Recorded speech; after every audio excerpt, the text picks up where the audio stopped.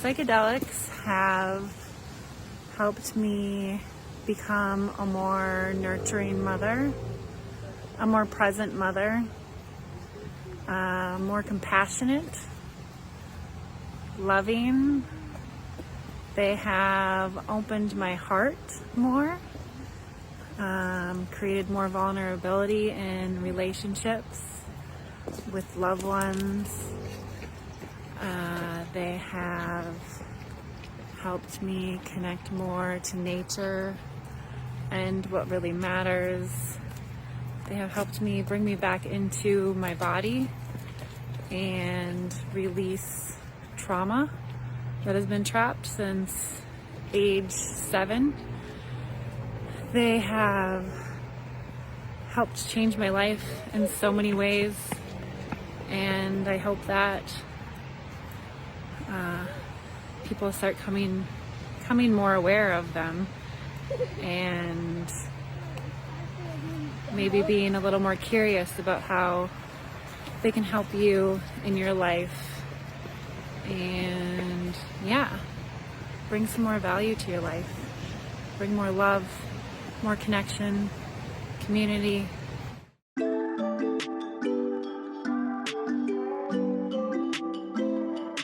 Welcome to Minds on Mushrooms, where we're unveiling the magic behind psychedelics for mental health and addiction.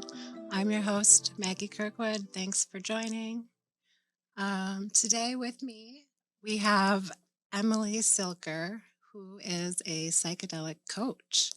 Emilie, I've been a fan of yours for a couple months now. A video that we just watched or saw you were speaking, it caught my attention just because I appreciate how open and honest you are about psychedelics and how they've helped you and others. And I couldn't be more thrilled to have you here today on the podcast. Thanks for coming in from Duluth. I really appreciate you. Can you talk about yourself and, what's brought you to this space and becoming a psychedelic coach? Yeah. Well, thank you for having me. I appreciate you having me here, and I'm excited to be here. My path as a psychedelic coach, it started probably, getting into spirituality just in my 20s, but then realizing that there was something more to life, And at 28 years old, I was in a pretty unhealthy marriage, and that sent me to Al-Anon, which started my healing path. And when I realized how great it felt to heal and evolve and be in that space, I kind of just didn't stop. And so that brought me to other healing modalities and brought up memories from my childhood that I had forgotten. And so then that brought me even deeper into my healing and doing, EMDR and all these different kinds of talk therapy and all the things that we are told to do. And then a couple years ago, somebody had introduced me to psychedelics. Wonderful. And so when I realized I could do 6 months of EMDR therapy in 4 hours, I figured, why not work smarter, and not harder? Mm-hmm. And that just kind of started this whole thing of I need to bring this to other people. And the medicine just kept showing me you need to share this with people and get it out there and bring awareness, because you can go so much deeper into your healing process with the help of these medicines. That's so wonderful. And I completely agree. And I'm so happy to find people like you. So, not only can we talk and share, but there's just so much to be said, and it's a never-ending conversation. Right. I want to hear more about your certificate or training to become a psychedelic coach through Third Wave. Mm-hmm. Yeah. So again, like when I realized how much healing I could do with this. Actually, well, to go back, I had a friend that had passed away, and I feel like she was connecting with me, showing me my path in a way as well. And so she started showing up with feathers. So when I started my psychedelic path, and she had some kind of mental instability and stuff that led to her death. And so I really feel like she was showing up, showing me like, this is how you can help people, and maybe I'm not going to save people. They can only save themselves, but again, bring awareness. And so as those feathers showed up, I followed that. And then I had just wanting to bring that awareness. I started kind of Googling how I can get certified or what I can do to bring this to people in the safest way possible and learn about it. And the universe kind of kept showing up for me, and it kept aligning where I ended up at Third Wave, which is a psychedelic coaching institute. And Paul Austin is the owner of Third Wave and one of the first known, I think, microdosing coaches that there has been. And he's very much at the forefront of the psychedelic space. So so he led that program, and a lot of knowledge, and his purpose, which I love, is to bring the reverence of the medicine from the indigenous cultures with Western, research and our, access to science and research and all that, and bringing those two things together. So the program was amazing because we had shamans and therapists. Oh gosh. Yeah. And got to see both parts of the medicine process. But so it was 8 months long. Oh my goodness. Yeah. 10 to 12 hours of coursework a week with some amazing people and teachers, and then 6-day intensive in Costa Rica with 50 of us in our cohort, which was amazing, and doing, different medicines through the 6 days and just seeing how we can help our clients in the space. So, wow. Yeah. So you get your certification, and you kind of start putting together your psychedelic coaching business, right?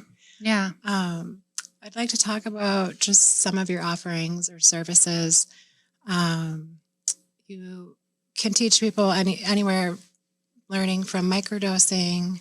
You can also act as a guide for those that are interested in working with a larger dosage, and helping them to safely source and be with them. And I'd like to hear, just for somebody who's kind of new to the scene, and, what's microdosing all about? If you were to kind of offer a course, kind of what would that look like, and what sort of duration? And I just want to talk about microdosing in general, because you've taught me, when it comes to microdosing, we want to be stacking our microdose. And so let's just start with the microdosing aspect, if you wouldn't mind. Yeah. So microdosing is, taking a small amount daily. I think it's great for people that are maybe a little hesitant getting into psychedelics, or maybe don't have the time to go to a retreat. It's easily accessible, and it also can help with serotonin levels. It can help regulate your nervous system. It's very heart opening, so you can feel more connected to loved ones, to nature. It can help with shadow work, connecting your conscious with your unconscious, so that you are able to pick up on patterns and habits which show up in so many areas of our lives, And so when you're able to access that, you can almost change anything within you if that's your goal. Or, daily, it can just make you feel a little better and a little lighter. Yeah, I think when it comes to microdosing, or we were talking, well, for me, my very personal story is microdosed to essentially give up alcohol, and it worked like a dandy. But then, I myself, working through divorce, started realizing that microdosing could help me with very specific goals, or, Right. just checking that next thing off the list and moving on to, the next. So, all the talk in the media, we're hearing it can help with depression and PTSD, but Right. I'd like to hear more about, and maybe if you could talk about with people that you've been working with, like which specific problems or anything you might have to add personally. So did too. it help you with like the focus of getting to those goals? Yeah, I think that it was more or less we were trying to find a solution within the divorce, and it didn't happen overnight, but we were talking with mediators and lawyers that, it's incredibly hard to figure out how as business would be divided. We owned a business. And I think I just kept asking the medicine, help me, what's fair, what's, and over time I was able to come up with a solution, and I just felt like, because nobody else was offering any solutions toward it. So that's kind of what had happened for me. But I also have friends that, microdose for binge eating or performance anxiety. And so, I think I just wanted to touch on that it's, depending on the duration or how long you intend on microdosing, you can work towards depleting depression and PTSD, but it's also just kind of, for me, very beneficial for that. Yeah, it helps that thing off the list. kind of be more creative, but also keep you in your heart or your knowing, right? So you're doing the right thing, but also being creative and problem solving. Yes. Yeah. So it can help with both of those things as well, cognitivity and creativity. And then, with PTSD and anxiety and depression, that's where the regulation with your nervous system comes in, or it attaches to the same receptors that an SSRI would attach to or binds to that. So it's helping you, give you that little bit of lift without suppressing your emotions. I hear from a lot of my clients that they feel numb. I haven't taken an SSRI, so I'm, I don't know personally. I've definitely been in places where I probably needed them, but I don't know. And just for our viewers, an SSRI is essentially, I don't know how an antidepressant. Okay. Yeah. Yes. All right. So when I have clients come to me, that is kind of a big issue of why they want to get off the SSRIs. They want to feel again. They want to be in their body again. They want to experience things that they're not experiencing on these other medicines. So, and then with the balancing of your nervous system, I think it's so overlooked on how regulating our nervous system can affect us and how much it can help us and stay out of that fight or flight or freeze state that anxiety or depression can put you in. Sure. That's all just, so we could talk about microdosing for days.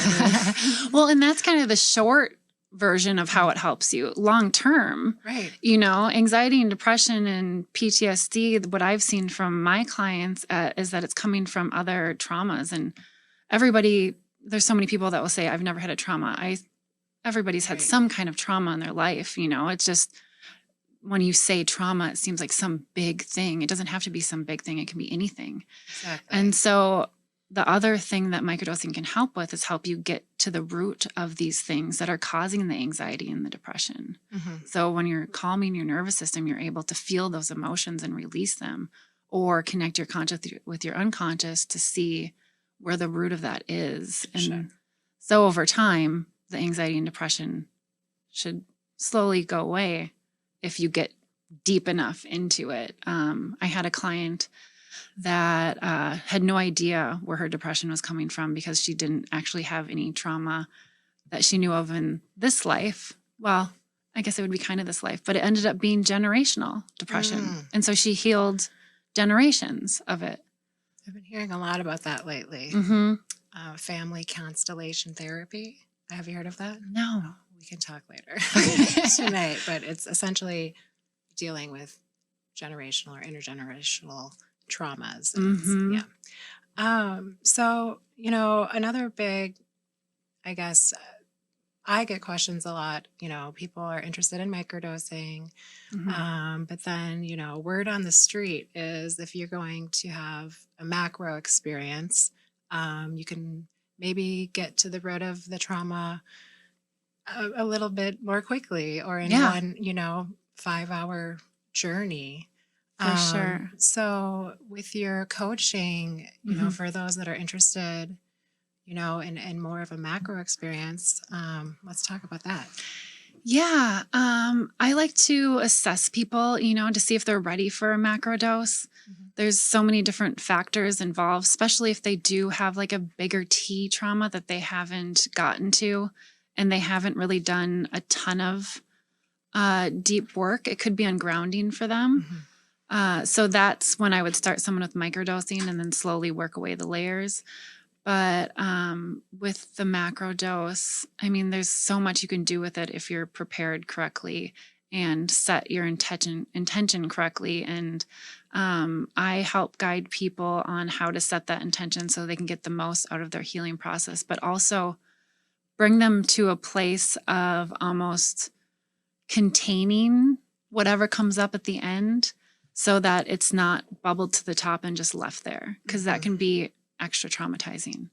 So having the support, of that, because there's so many people too that have so many challenging experiences. And I know I have, and that's another reason I'm here, is to mitigate, any challenges that can happen for people or the fear or anything like that by safer practices. Sure. So important. Mm-hmm. Well, I mean, it's often for people, if there's their first time, there's, a world of worry, or especially with the stigma we've been living with. Yeah. People are freaked out. So Right. it's good to hear that, services are available where people like you can help people feel better about feeling better. Right. Yeah. I had read something the other day too that like if you had a challenging experience, that means that like your glutamate levels were unbalanced. And so like balancing out your glutamate levels can be really helpful. And so sometimes those challenging experiences have actually been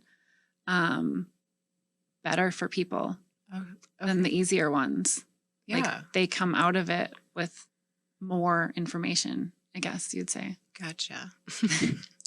And I just wanted to get back to microdosing real quick because it was a real shocker for me because I was, before you had mentioned stacking and using supplements to enhance your microdose. Right. Can you touch on that for our viewers, please? Yeah. So what I guide my clients to do is follow the Stamets stack. Paul Stamets is a very well-known mycologist, and so I start them there, and that's 4 days on, 3 days off is the protocol.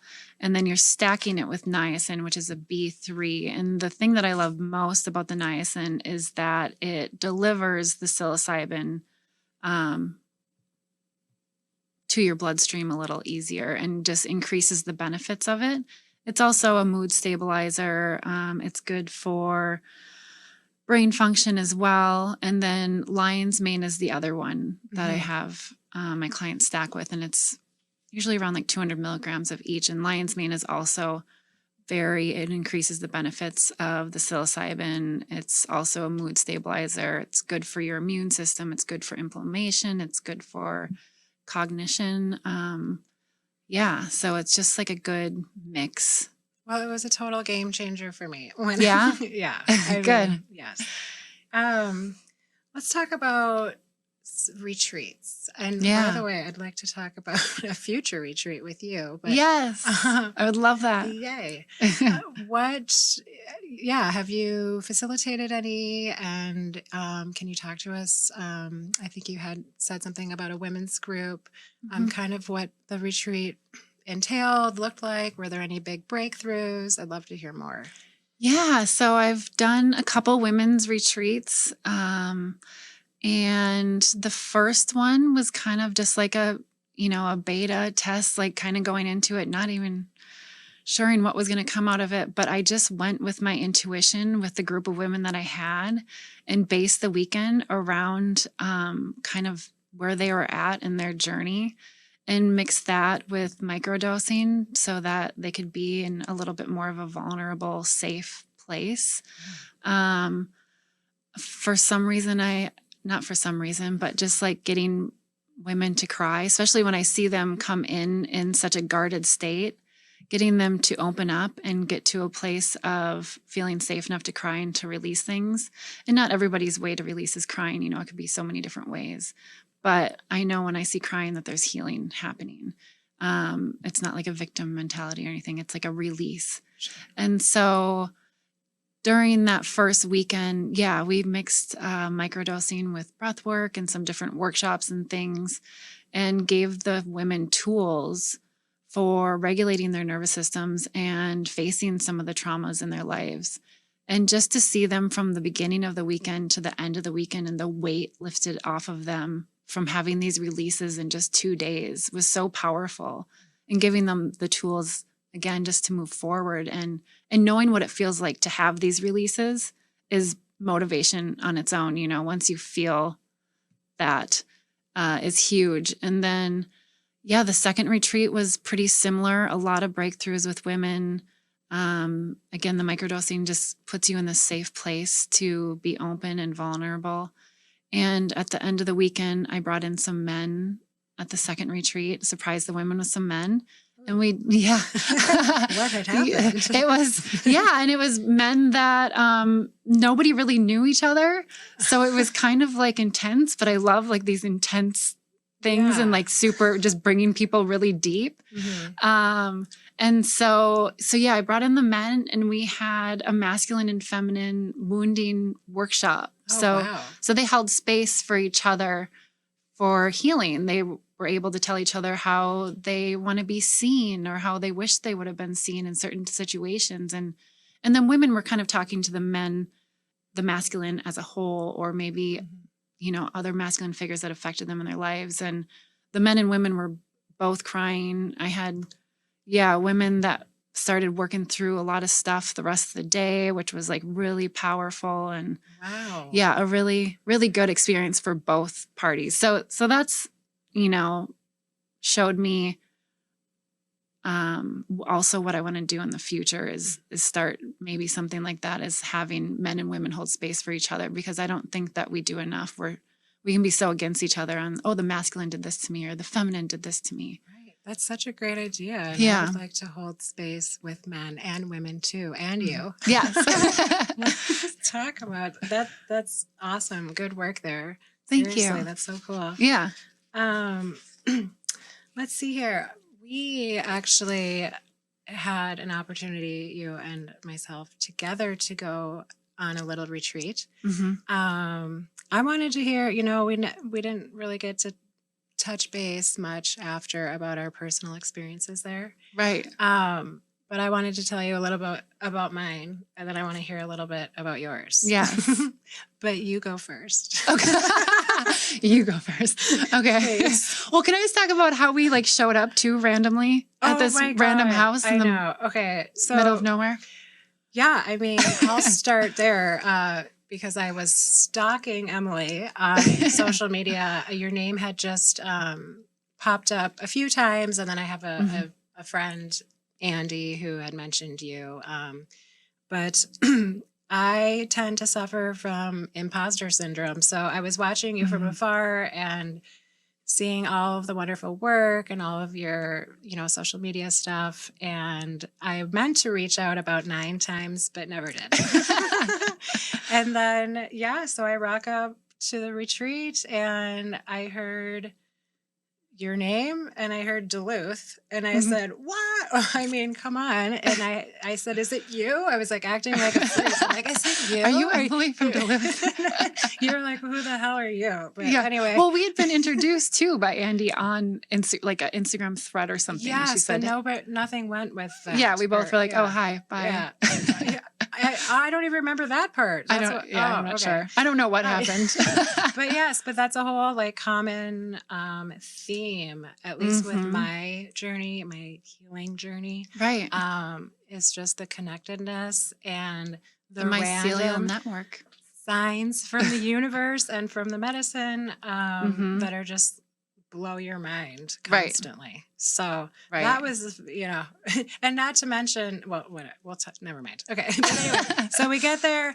I figured out it was you. So that was stellar. And how about, my experience. Yeah. My experience was deep as fuck. Can I say that? Yes, okay. Please. I go very deep in this medicine. So there's been times, like I said, I've had challenging times, but earlier this year when I was in Costa Rica, the mushrooms, I was like, what are you teaching me? Teach me something, because I was like I was so used to having these big aha moments in it.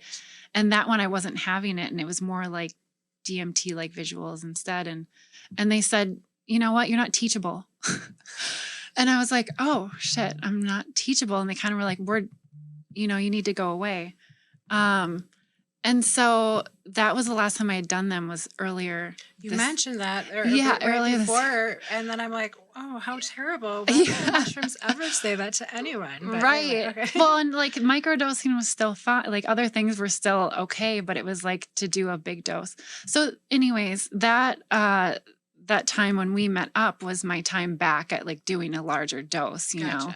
Yeah. And, our friend did the kinesiology test on me and said, okay, you need to do this amount. So I did that amount, and it was actually, that's like a high amount for me. I'm very sensitive. Lightweight. I'm a lightweight. I'm very sensitive. Which is great. I wish. Yeah. And so anyways, the journey started, and the mushrooms told me to take my extra, or the medicine told me, to take the extra amount too that he had given me, which I've never, the bump that I've never done that much. But it was like, if you're going to help people go this deep, you better go as deep as you can. And so, I went very deep. You saw me on the couch. I was almost like, or I was curled up in a ball, just like I was dripping sweat. I was shedding layers of shame that had been put on me from other people, just shame nonstop, and from myself, and just seeing how that shame was showing up in my life. And my intention was joy. Well, so it just shows you somewhere to right. Get there. My intention was joy. I was like, how do I get to joy? Because I've always had these experiences where I'm like, okay, I want to heal this. And I'm like, okay, there's always room for more joy. Yeah. And I realized it's hard to experience joy though when you're carrying around loads of shame, right? So that was like the biggest thing. But it was like a soul retrieval moment. Wow. That was my deepest experience I've had on psilocybin. And I was like, I went into my Akashic records. When I saw how fortunate I am in my life, so deep in my heart, I swear I could read Cameron's thoughts from across the room. Wow. The thought thing was a little different, but like the Akashic records, I checked with somebody that goes into Akashic records afterwards. And she's like, yeah, that's like holds up. Okay, I don't even know what that is. Oh, sorry. So that's like your soul records. Okay. Yeah. So it showed me what I was in another life and like why I've had this path in this life. Oh, damn. Yeah. Wow. Supposedly I was a queen. And so now this life, I'm kind of starting at the other end of that, being a single parent and serving everybody all the time. Oh, gosh.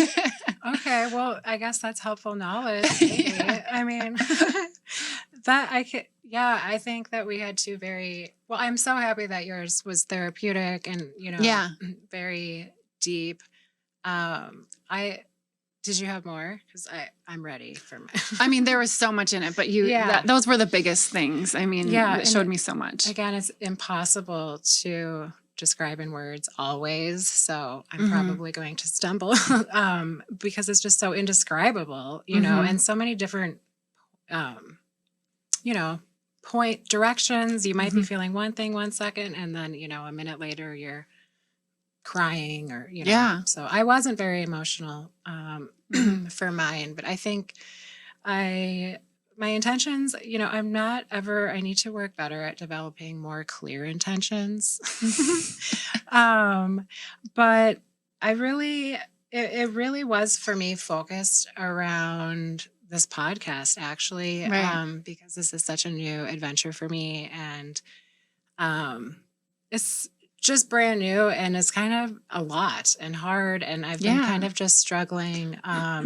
I know how I feel on the inside, and I just feel like I have this passion and this calling, if you will, to like share my story, to hopefully, just all I want to do is help people. Mm-hmm. But I have a lot of outside influences, or I'm worried about how I'm going to be perceived when I'm sharing this story, right? Right. So I was coming to that retreat just trying to, like, I guess, gain more insight about, like, or why am I like second guessing myself when I feel so, Mm-hmm.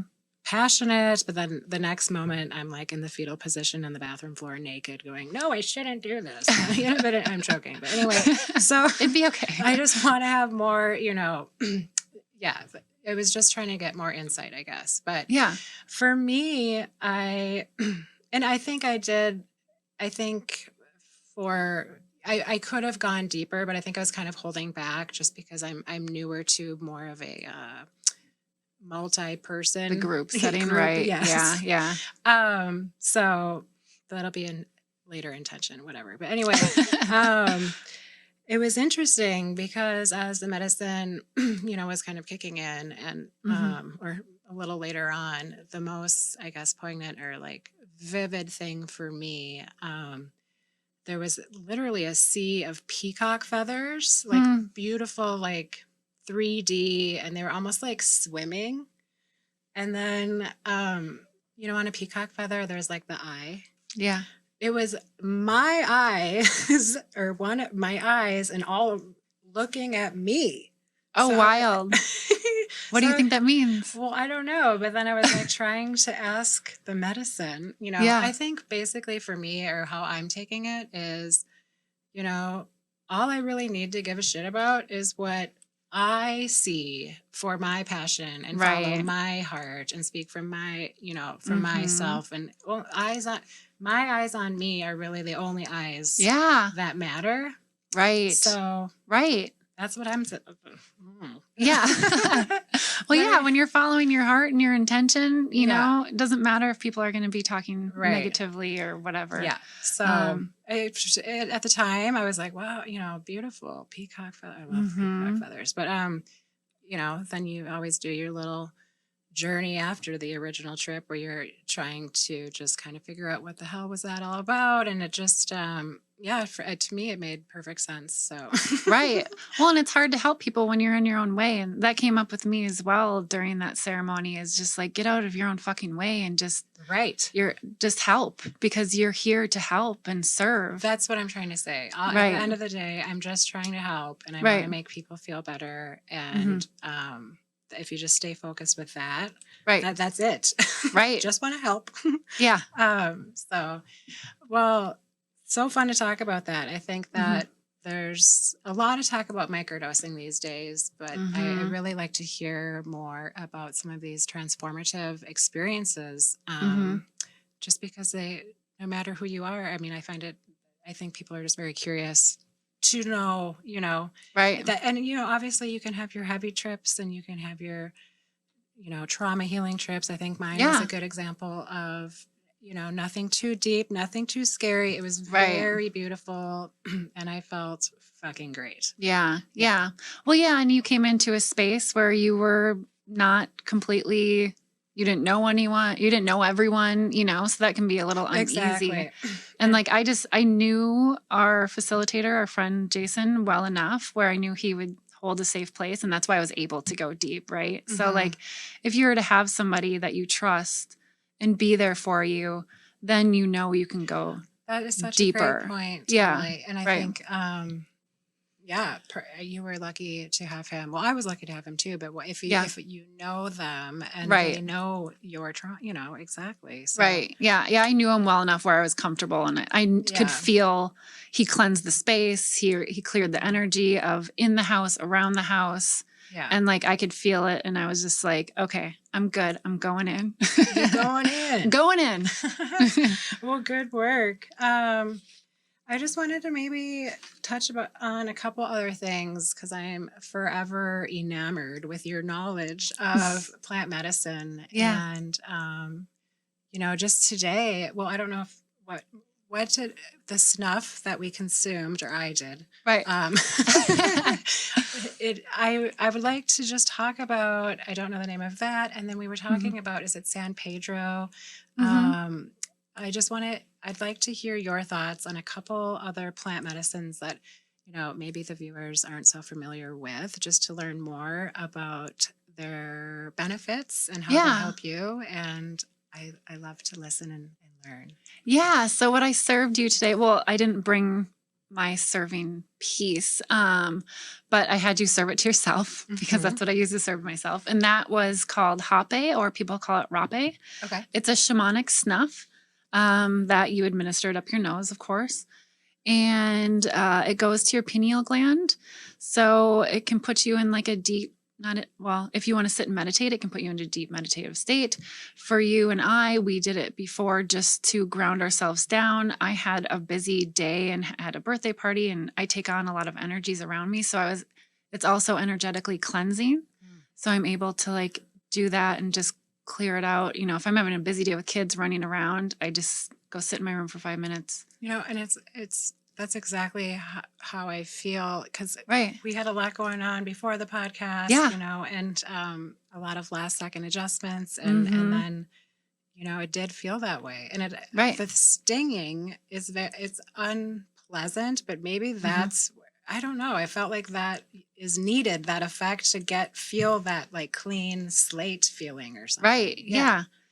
It's just cleansing. I love it. And some people can purge when they're doing it. There's different ways that you can cleanse when you're on it or when you do it. But it's a really beautiful medicine. It's a mix of tobacco and other spices. Sometimes they mix it with cacao, usually Peruvian or Colombian. There's all different, areas that can come from. But the other one is San Pedro, is also called wachuma.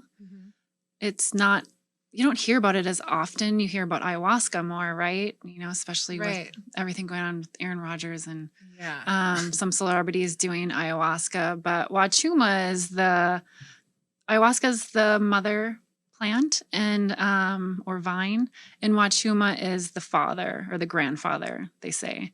And so it is kind of more of like a body high. It's very light. You don't have a lot of visuals or anything. Is it so it's a cactus? Is it It's derived from a cactus? Yeah. Do you drink? You drink it, but you can have it in powder form too. Sometimes when it's made, the powder lasts longer, so it could be in a powder form. Oh, okay.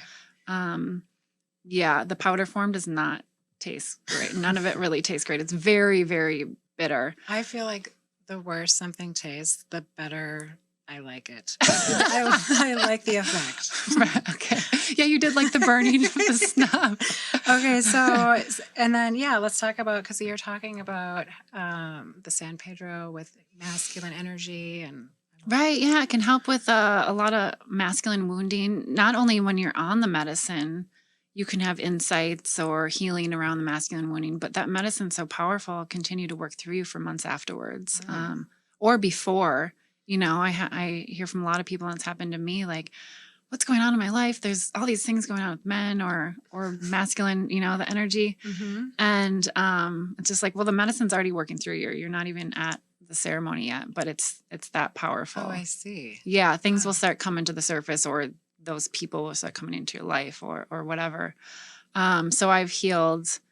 I grew up with 4 brothers, and, they didn't intentionally do anything, but they're going to affect you. And then being married and we have men around us. Everybody has men around them.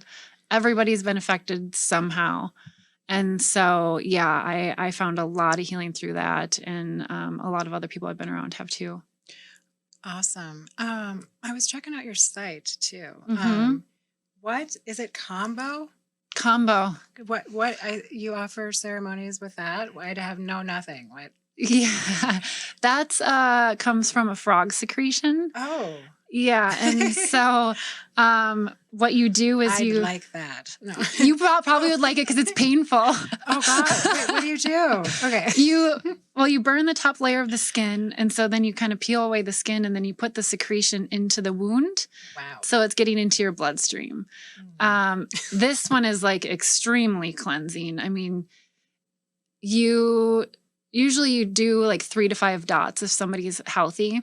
Okay, what is the purpose? Sorry, well, the cleansing purpose. Okay. So purging, it's energetically, physically, emotionally, cleansing. Mm-hmm. It can be a really great reset, especially people with like addictions, PTSD, things like that. It can be a good reset. And it's also filled with peptides. Oh. So peptides, I mean, can heal so much in our bodies and everything. So peptides are great. I do it every once in a while, just like a dot in the morning when I wake up and just to stay healthy. They call it the, what is it?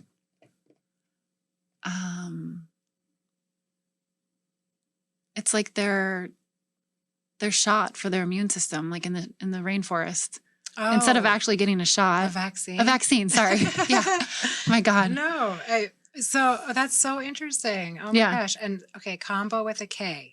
Kambo with a K, yeah. That one's completely legal to do and serve, and it's a very beautiful medicine. It's not for the weak, that's for sure. It's for if you want to go do some intense healing, yeah.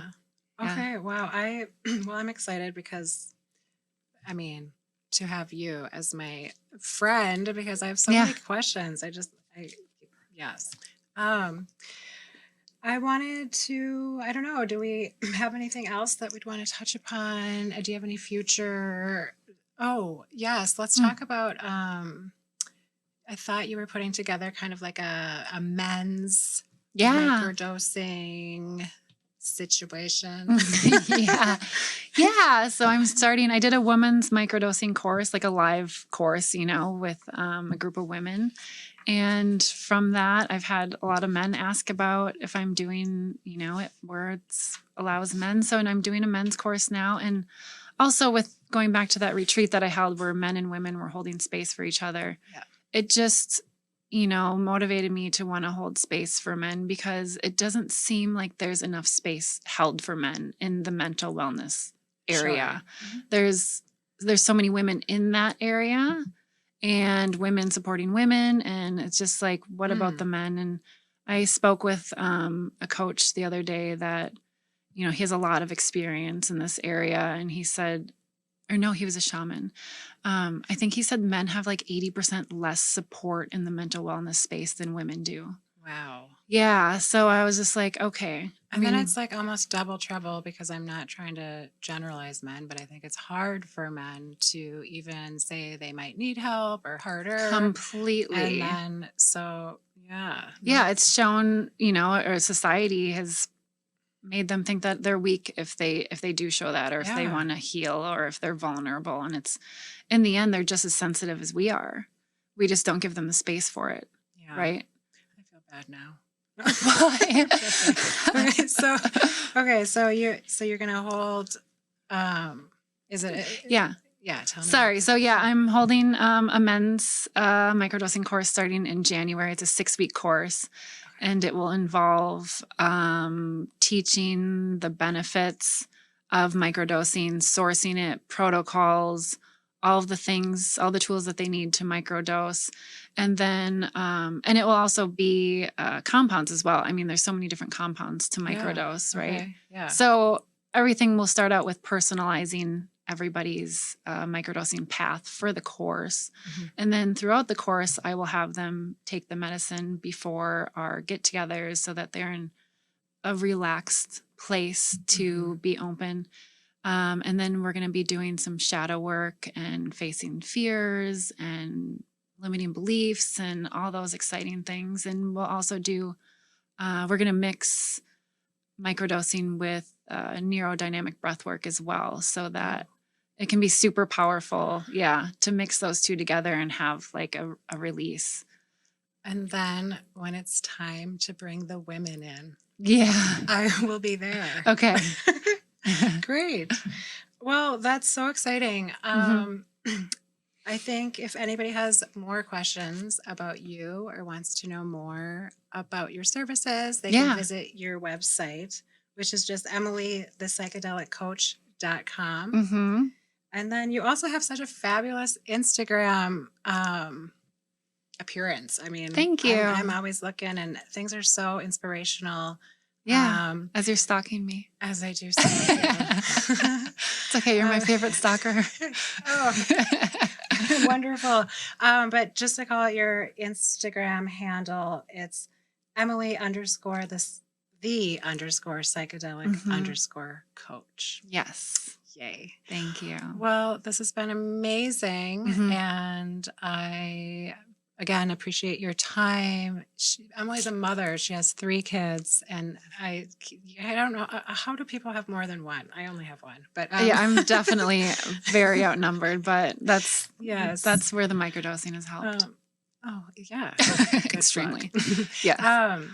So thank you so much for taking time out of your busy day and traveling to come and see me. And I hope to do this more often because there's so much to cover. Yeah. And so many more things to talk about. And I want to continue growing and learning from you and, circling back after some of these experiences. Yes. Me from you too. I'm so excited for it. This is just the beginning for us. Thank you for having me. Yes, you're welcome. Thank you, Emilie. Thank you so much for watching.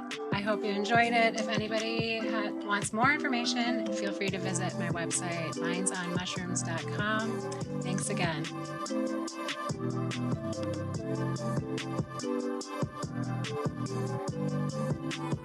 MBC.